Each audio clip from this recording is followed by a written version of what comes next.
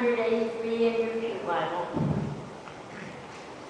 In the time of King Herod, after Jesus was born in Bethlehem of Judea, wise men from the east came to Jerusalem, asking, "Where is the child who has been born King of the Jews?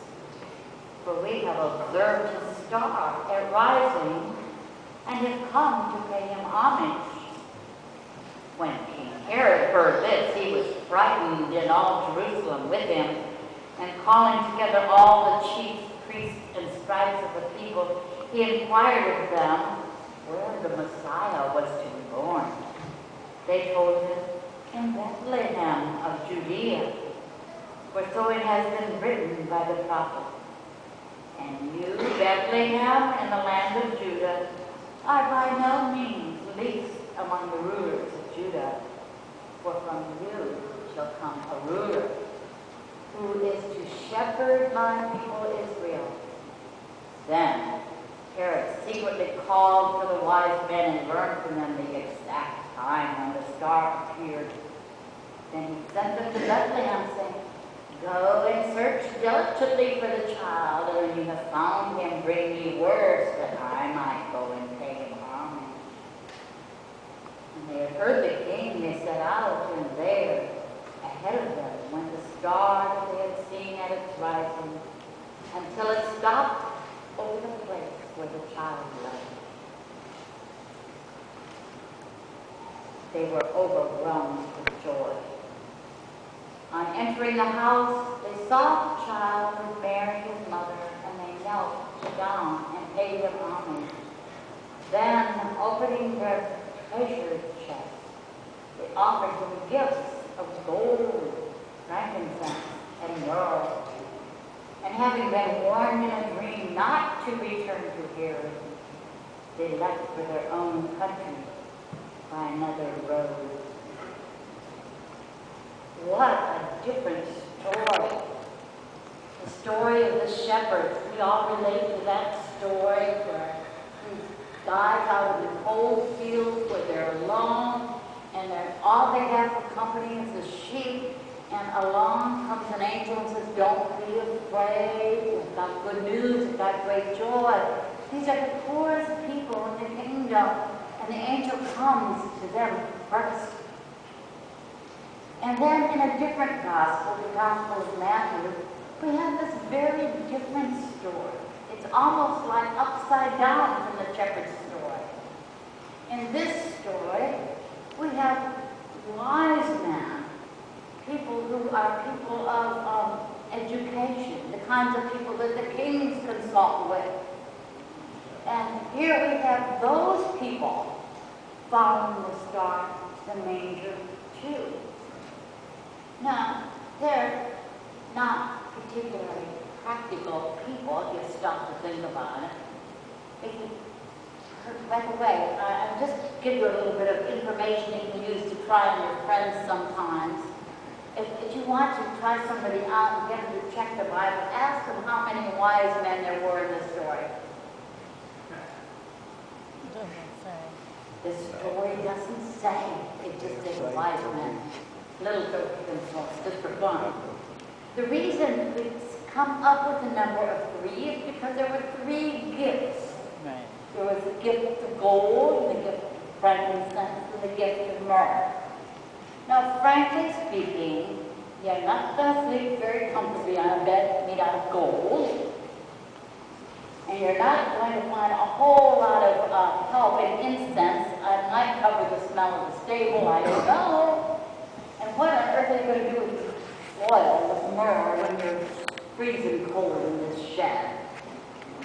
There's an old joke you've probably heard. If there were 3 wise women, they would have brought diapers and, and milk and warm blankets for the baby.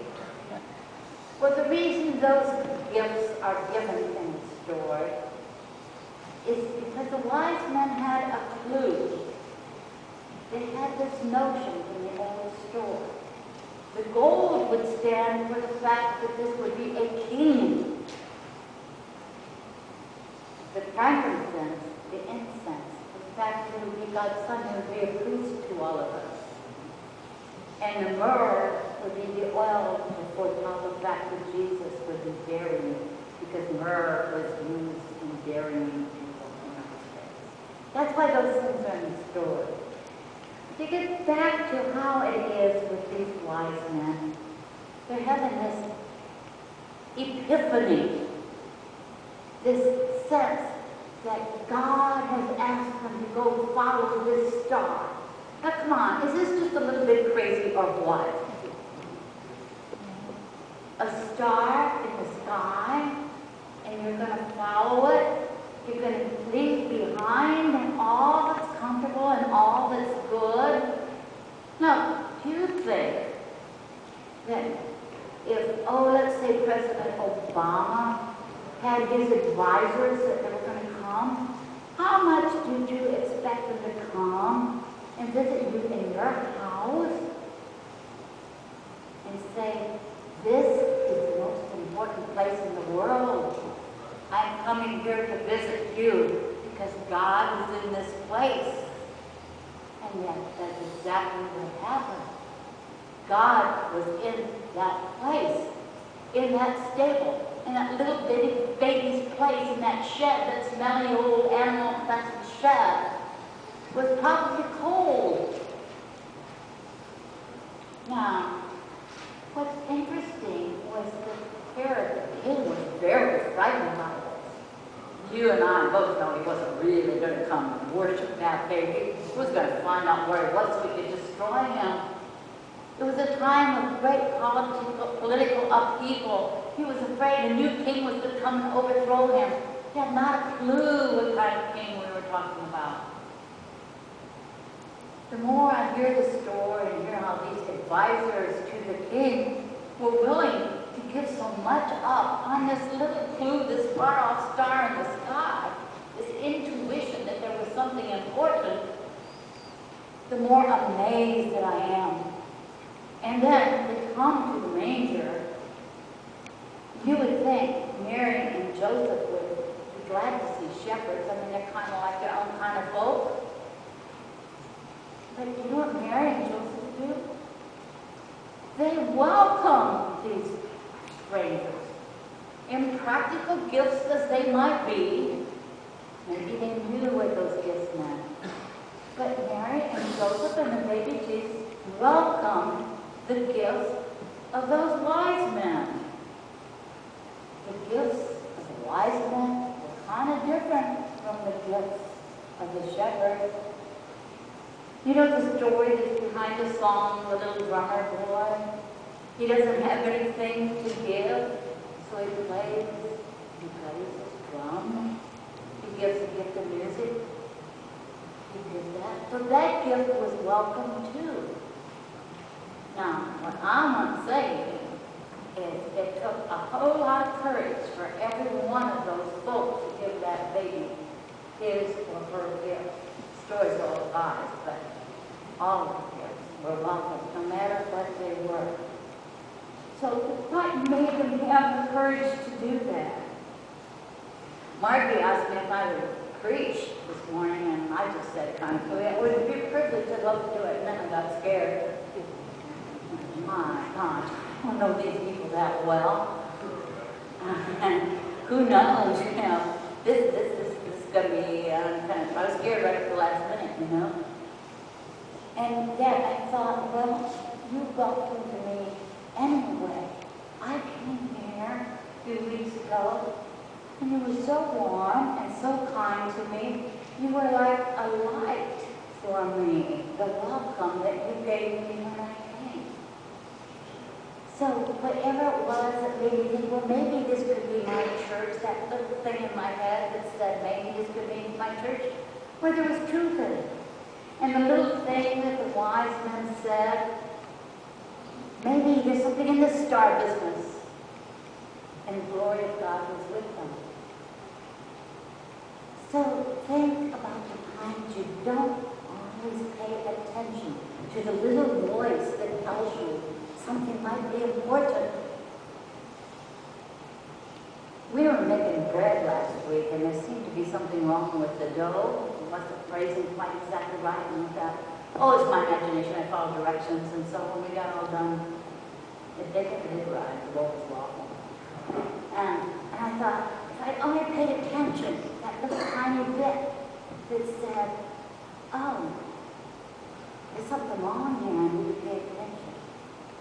So, but my challenge is to you this morning, is to recognize that Christ puts ideas in your head.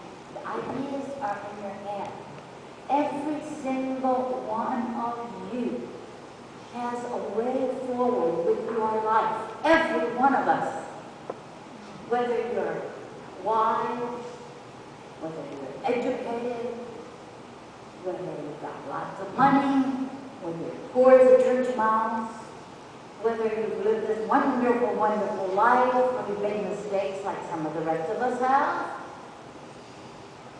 There is a little piece of you that is that light that God has put inside of you. It is right there. And every time you follow it, some little thing that says, you know, I could try this thing. I could try this new possibility for my life. Or I could reach out to my next door neighbor. Or maybe my little kid needs a hug. Or maybe I don't need to yell at that guy that cut me off on the road. There's that little bitty voice that we just got to start listening to, because that's how God speaks to us. And those little bitty moments. And if we choose to ignore them, we might be like the guy in a poem. There's a St. Louis poet named T.S. Eliot who wrote a poem about a guy named J. Alfred Cooper. It's a long poem. But some of the lines in it just really jump out at us. He thinks he's getting kind of older, and he thinks he hasn't lived his life so well. Maybe he should get out and do something. Maybe he should ask a big question. Maybe he should pay attention to something. And he loses his courage. And he's so sad. He says, I have measured out my life with coffee spoons. I go, I shall wear the buttons of my trousers roll, and I shall say, you see, we have each of us this potential to do something that is more than ordinary life, that is more than worrying about day-to-day stuff. No matter how tough your life is, there is a glimpse somewhere in your life of God speaking to you, letting you know something to do, or just letting you know that God is present with you. And if you have that light and you know someone else who needs it, you might be the one linked with that person's hand. So if you find your own star and you follow your own star, you then can be that star for somebody else, the light that he or she needs in his life. Is it not true that God is very good? I invite you now to prepare your hearts for the time. I think we have a moment of silence.